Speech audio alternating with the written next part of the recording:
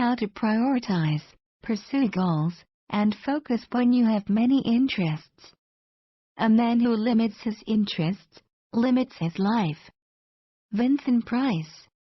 I can't stay still.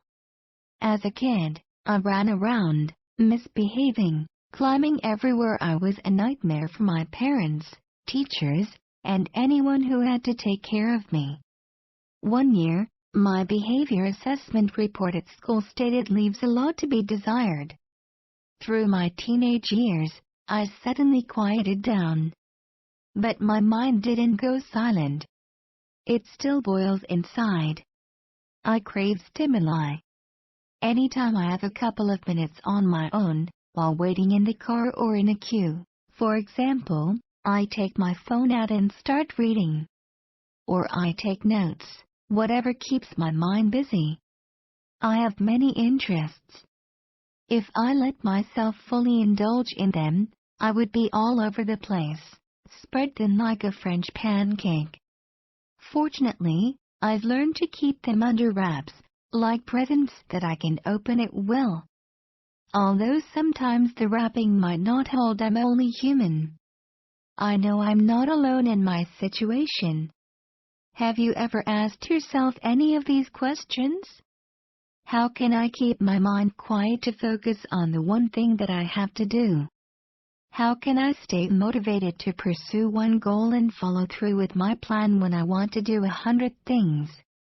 How can I satisfy my many interests with the limited time I have? Over time, I've learned to deal with these challenges, and fortunately, I've found a solution. Here is the 6-step method I refined over the years. With it, I can indulge in many interests and still stay focused to get things done. It gives me quick results and is highly flexible. 1.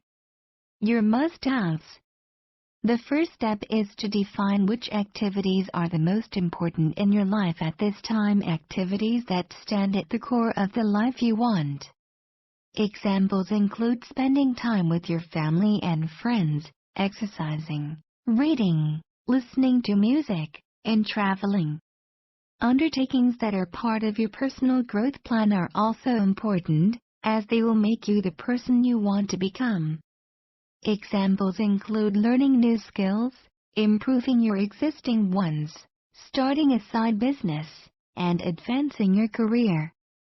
All these activities are your must-haves. They are highly important to you and they can have a considerable impact on your life. This is where you will put your full focus. Write them all down in a list. 2. Nice-to-haves. Then, decide which other activities you are going to indulge in. What is important for your entertainment or your craving for knowledge? These activities are typically your hobbies, things you love doing like watching movies, playing games, and reading fiction books. Write down your nice-to-have activities on the second list. 3. Clear the clutter. Our brain is constantly looking for stimulation. And conveniently, our modern society provides it.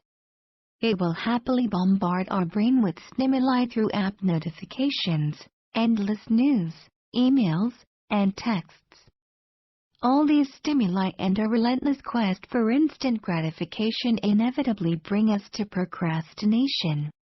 To get our head out of the water, we have to get rid of the clutter. We need to free time for our must-haves and nice-to-haves. Ask yourself the following questions. What are the activities that you do purely out of habit even though you don't enjoy them much? What are the things you end up doing because you feel you should, even though they are not important to you? Maybe you've been brought up to do them, or peer pressure compels you to do these things. What are your typical procrastination activities? Here are examples of activities that might typically fall into this category: watching the news, checking Facebook or your email, and watching TV generally. Take your time to dig out all these activities and write them down on a third list. This is the list of activities that you should stop doing or do less frequently. Keep the list as a reminder in case you catch yourself wasting time on these activities. 4. Get your one-page plan. Now that you have your 3 lists, write down your must-have and nice-to-have activities in a weekly plan. Put down the amount of time you will allocate to each of these activities every day or every week. For example, read for 30 minutes every day or exercise for 30 minutes on Tuesday and Thursday. Your time allocation for your must-have activities should naturally be more substantial. If you realize this is not the case, you should go back to step 1 and 2 and clarify what is a must-have and what is a nice-to-have. 5. Track and adjust.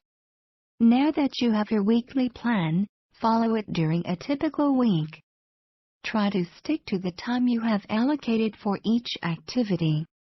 Then, every day, write down how much time you've really spent on all your activities. At the weekend, review your week and analyze the data. Did you stick to your plan? Did you spend a lot more time than planned on a couple of activities?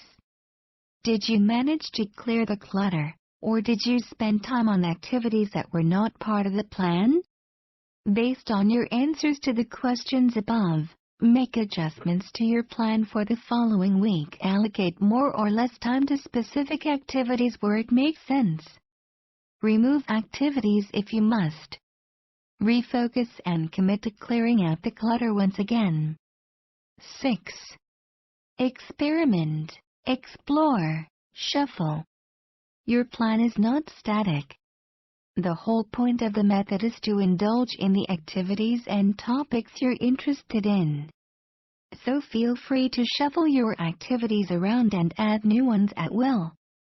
Explore. Try out whatever you fancy, even indulging in cluttering activities to see where it leads you. By exploring and experimenting, you will learn more about yourself and what brings you fulfillment. You might discover that one activity that you've wanted to do for a long time isn't that exciting and fulfilling once you indulge in it. So you might end up dropping it, with the satisfaction of having tried it out. Over time, our interests and goals change. This is why your plan of typical activities will and should be updated on a regular basis, typically once a month. Have fun. This 6-step process might seem pretty regulated, but it doesn't have to be. Once you're comfortable with your plan and devoting time to what is important and fulfilling to you, you won't need to worry about the plan every week. You can then keep your planning to a minimum. I am actually not a very keen planner. But the benefits of tracking my daily activities and keeping my mind and life within the bounds I have set for myself overcome the pain of planning.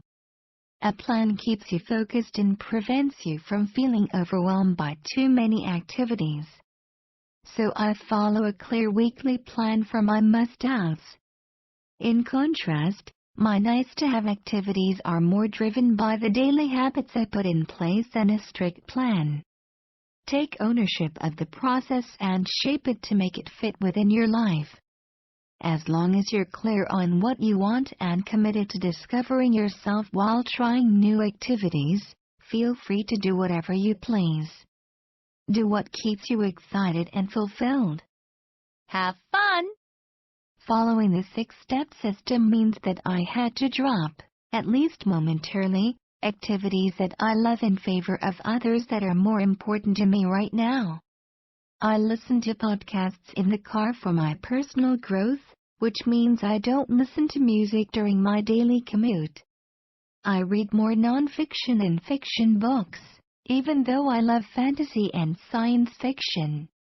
I have reduced the time I spend playing video games, but they are still in my nice-to-have list. I'm a gamer at the core after all. In short, I had to make choices. I am happy with the outcome. I feel excitement knowing that my activities will keep changing over time. I can enjoy the journey, indulge in my interests, and feed my mind. I don't feel like I'm missing out. The main difference from before is that I'm now in control. I learned to regulate my life to feel more relaxed and focused. My mind thanks me. My wife does too.